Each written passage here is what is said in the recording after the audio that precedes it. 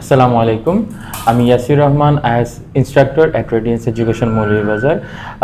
আজকে আমাদের সাথে আছেন আমাদের প্রিমিয়াম 113 ব্যাচের ওয়েন দে স্যার। রিসেন্টলি আইএস এক্সামে স্যার আমাদের এখান থেকে প্রিপারেশন নিয়ে আইএসএ ব্যান্ড 8 পেয়েছেন। So congratulation sir. Thank you sir. তো আজকে আমরা স্যারের প্রিপারেশন সম্পর্কে জানবো। তার আগে আমরা ওয়েন স্যারের কাছ থেকে জেনে নেব স্যারের ইন্ডিভিজুয়াল স্কোরগুলো কীরকম ছিল।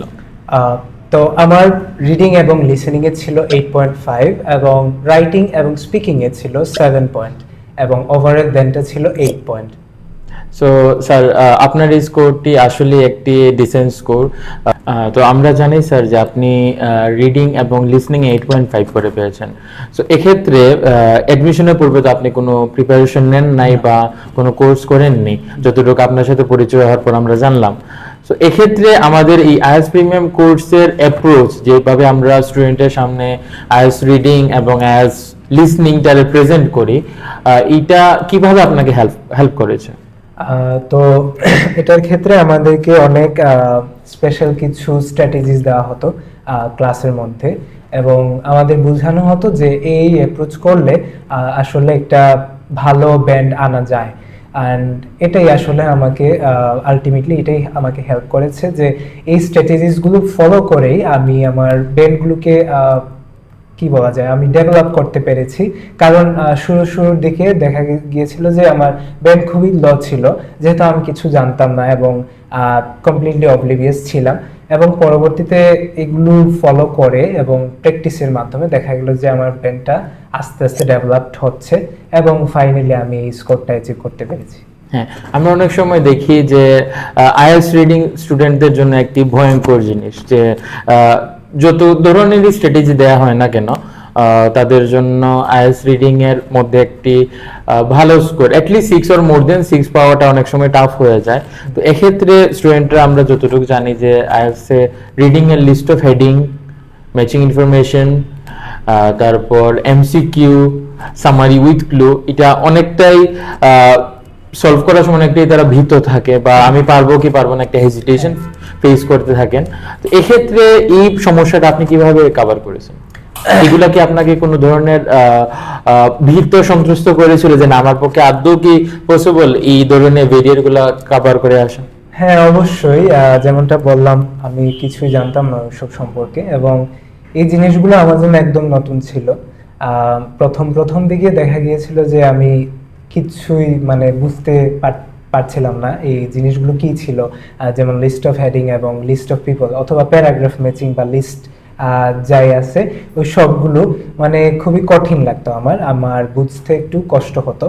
এবং দেখা গেল যে পরবর্তীতে আমি যে হারে প্র্যাকটিস বাড়ালাম এবং সঠিক গাইডলাইনের মাধ্যমে আমি আমার একটা রুটিন ফলো করলাম, তখন আমি আস্তে আস্তে জিনিসটা ধরতে পারলাম যে না, এটাকে এভাবে করলে আমি একটা ভালো মার্ক আনতে পারবো এই কোয়েশ্চেন টাইপগুলোতে, এবং এটাই আমাকে হেল্প করলো পরে। ওকে স্যার, তো লিসনিং সম্পর্কে একটু জানতে চাবো। সো এক্ষেত্রে সবার ক্ষেত্রেই ম্যাক্সিমাম স্টুডেন্টের ক্ষেত্রে আমার এই 4 বছরের ক্যারিয়ারে আমি যা দেখেছি যে ম্যাক্সিমাম স্টুডেন্টরা স্ট্রাগল করেন এমসিকিউতে, বক্স ম্যাচিংয়ে, ইভেন সেকশন 4-এ যে কোয়েশ্চেন আন্ডারস্ট্যান্ডিংগুলা। তো এক্ষেত্রে আপনি কি কোনো সমস্যা ফেস করেছিলেন যে লিসনিং এর MCQ, box matching and even in section 4?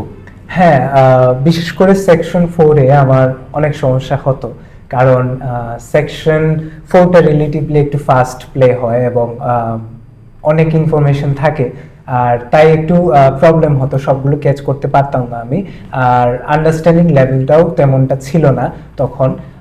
পরে আমাদের স্যার, রেডিয়েন্সের স্যার সবাই আমাকে কিছু স্পেসিফিক ওয়েজ এবং প্র্যাকটিসেস বা এক্সারসাইজেস দিয়েছিলেন, যার মাধ্যমে আমি দেখতে পারলাম যে লিসেনিং এর ক্ষেত্রে আমার কনসেন্ট্রেশন লেভেলটা অনেক হারে বেড়ে গেছে আর কি।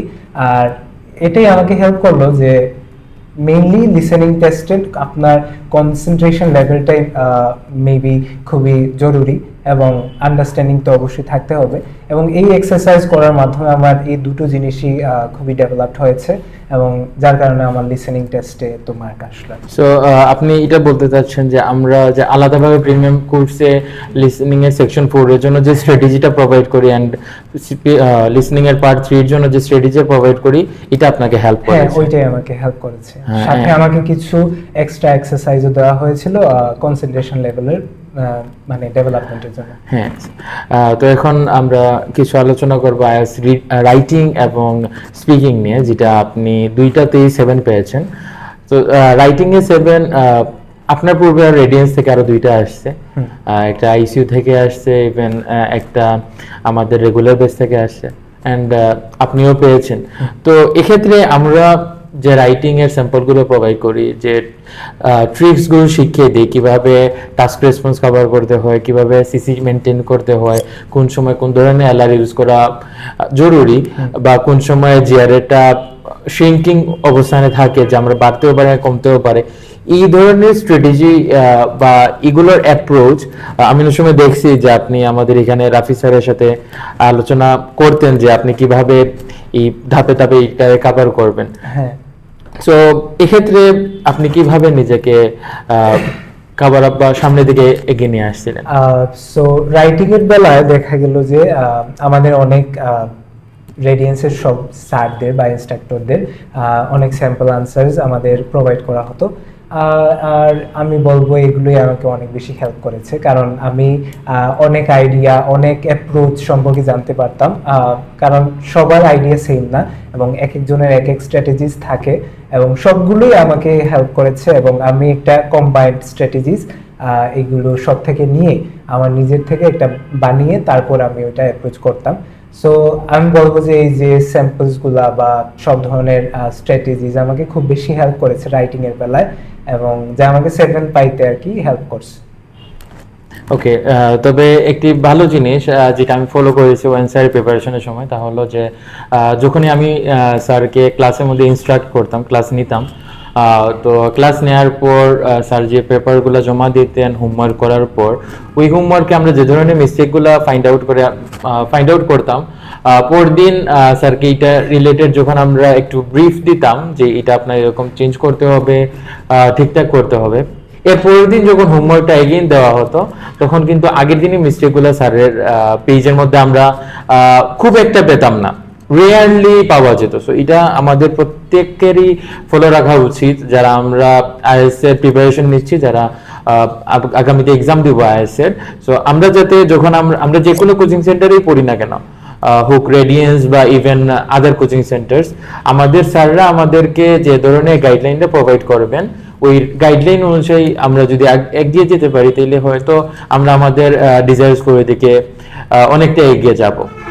তো এক্ষেত্রে বিশেষ করে রাইটিং এ 7, আমি যতটুকু জানি ওয়ার্ল্ড ওয়াইড রাইটিং এ গড়টা অনেক কম, এক্ষেত্রে 7 পাওয়াটা অনেকটাই অসাধ্য সাধন করার মতো। সো এক্ষেত্রে আমরা যদি ভালো কিছু করতে চাই, তখন অবশ্যই আমাদের টিচাররা আমাদের যে গাইডলাইনটা প্রোভাইড করবেন, এই গাইডলাইনটা আমরা মেনটেন করতে হবে। পাশাপাশি অনেক সময় দেখা যায় যে রাইটিং এর পেপারে নিচের দিকে কমেন্টস দেওয়া হয় যে আমার এই ধরনের সমস্যা হচ্ছে, বিশেষ করে সেন্টেন্স মেকিং সমস্যা, স্পেলিং এর সমস্যা, তারপর আনক্লিয়ার, মানে ভিউটা বোঝা যাচ্ছে না, এর ধরনের সমস্যা। তো এই ধরনের সমস্যা যখন আমাদের মার্ক করা হয়, তখন আমাদের উচিত অবশ্যই পরের দিন মানে আমরা অবশ্যই স্যার ম্যামদের কাছ থেকে ফিডব্যাকটা কভার করে নেওয়া, যাতে এর পরের আমরা যে টাস্কটা করব ওই টাস্কে আমাদের সেম সমস্যা না থাকে। এখন স্যার আপনার কাছ থেকে আপনার স্পিকিং এর জার্নি সম্পর্কে একটু জানতে চাবো। হ্যাঁ, তো আমার লাইফের প্রথম স্পিকিং টেস্ট, মক টেস্ট ছিল আপনার কাছে, এবং বলতে গেলে আপনি এবং রাফি স্যার আমাকে খুব বেশি হেল্প করেছেন স্পিকিং এর ক্ষেত্রে। এবং স্পিকিং এর প্রথম আমার খুব একটা উঠতো না, 4.5 অথবা 5 এরকম থাকতো, যা খুব একটা মানে ভালো ব্যান্ড না। এবং আমার জার্নিতে আপনাদের কিছু অনেক ট্রিক্স এবং অনেক মেটেরিয়ালস যা ছিল, অনেক পিডিএফ, অনেক ফাইলস এবং ভোকাবুলারিজ, ইডিয়ামস এইসব জিনিসের ফাইলস, এবং কিছু আলাদা কিছু বই ছিল আপনার দেয়া, যা আমাকে অনেক বেশি হেল্প করেছে। এবং রাফি স্যারের যে 1-to-1 টেস্ট স্যার আমার বেশি নিতেন, তো ওনার টেস্টগুলো আমাকে অনেক হেল্প করেছে, স্যারের ফিডব্যাকগুলো আমাকে অনেক হেল্প করেছে। সাথে সাথে আপনার দেওয়া সব ভিডিওস এবং মেটেরিয়ালসগুলো আমাকে গ্রো করতে অনেক বেশি হেল্প করেছে। যেমন আমি 5 থেকে হুট করেই 7-এ যাই নাই, 5 থেকে আমাকে 6, তারপর 6.5, তারপর গিয়ে 7-এ পৌঁছতে হয়েছে, যা অনেক কাজ করতে হয়েছে। তো আমরা যেহেতু আইএলটিএস প্রিমিয়াম ব্যাচের সাথে 5টি করে মক টেস্ট ফ্রি প্রোভাইড করে থাকি, তো অফকোর্স আমি যতটুকু জানি আপনি আমাদের এখানে মক টেস্ট দিয়েছেন। তো আমাদের মক টেস্ট এবং মেইন এক্সামের যে এনভায়রনমেন্টটা, এই সম্পর্কে আপনার অভিজ্ঞতাটা একটু বলবেন, যাতে অন্য স্টুডেন্টরাও ইন্সপায়ার হতে পারে। আচ্ছা, তা মেইন এক্সামে আমি যে এনভায়রনমেন্টটা পেয়েছি, মোটামুটি এখানেও সেমটাই আমি পেয়েছি। এবং বলতে গেলে যে কোয়েশ্চেনটা আমি যে রেডিয়েন্সের মক টেস্টে আমি যেগুলো দিয়েছি, পরীক্ষা বা টেস্ট লিখেছি, তা মোটামুটি প্রায় সেম স্ট্যান্ডার্ডের ছিল মেইন এক্সামের। এবং বলতে গেলে যে আমি একটা কমনও পেয়েছি কোয়েশনের মধ্যে। রিডিং টেস্টে যা ছিল বোভিটস, একদম ফার্স্ট প্যাসেজে, যেটা আমি এর আগে মকে এটা আমি অ্যাটেন্ড করেছি, এবং দেখা গেল যে আমার মেইন এক্সামেও সেম একটা কোয়েশ্চেন আসছে। ওকে, সো আমাদের মকের মধ্যে যে রাইটিং এর কোয়েশ্চেনগুলো প্রোভাইড করা হয়, সো যে কোয়েশ্চেনের উপর এক্সাম না হয় মক টেস্টে, তো আপনি কি এগুলোর ফিডব্যাক নিতেন রেগুলার?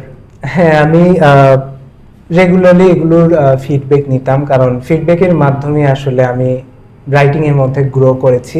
আমাদের ফাহমিদা ম্যাম, পল্লব স্যার, জিহাদ স্যার আমাকে বিশেষ করে অনেক ফিডব্যাক দিতেন, বিশেষ করে মকের এক্সামের, রাইটিং এক্সামের পেপারসগুলোতে। এবং এগুলো থেকে আমি আমার ভুল সম্পর্কে জানতে পারতাম, যা আমাকে পরে ইমপ্রুভ করতে সাহায্য করেছে। ওয়ান লাস্ট কোয়েশ্চেন স্যার, তো এজ এ বিগিনার একজন স্টুডেন্ট কিভাবে নিজেকে আইএলটিএস এর জন্য প্রস্তুত করতে পারবেন, এই জন্য কিছু সাজেশন দিবেন?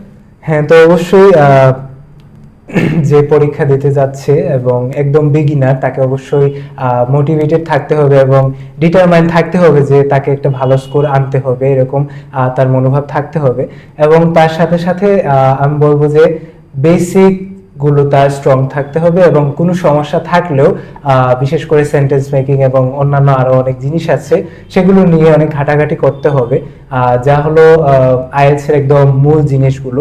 এবং আলটিমেটলি আমাদের কোর্সগুলোতে এসব করানো হয়, অবশ্যই করানো হয়, এবং যা অনেক হেল্প করে একজন স্টুডেন্টকে একদম গাইডলাইনগুলো ফলো করতে পারে। যদি স্টুডেন্টরা অবশ্যই একটা ভালো ব্যান্ড আনতে পারবে, even if they are beginners.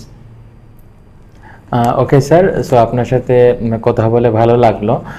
আপনাকে সময় দেওয়ার জন্য ধন্যবাদ। Congratulations once again.